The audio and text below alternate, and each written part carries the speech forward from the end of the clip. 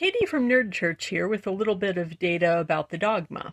In this case, I'm talking about the near religious obligation that a lot of Irish American Catholics, including myself, feel to eat corned beef and cabbage on March 17th for St. Patrick's Day.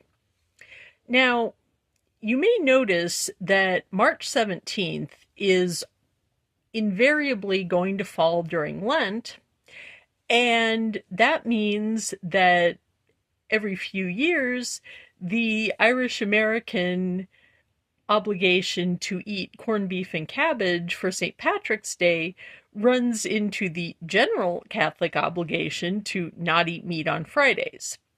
This is one of the few times that the the practice of granting a dispensation from fasting rules affects most American Catholics because in some dioceses, especially if the bishop is himself of Irish descent, he will decide to do himself and everybody else a solid and dispense with the obligation to abstain from meat on Friday the 17th, as although it will generally be required that you fast on a different day.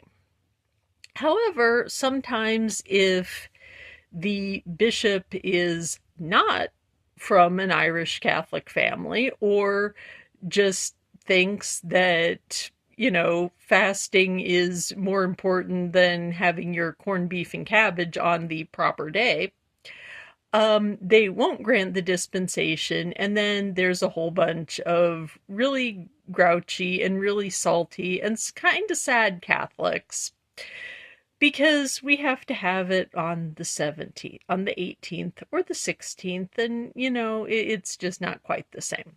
So have a great St. Patrick's Day, and thank God this year, it's on a Tuesday.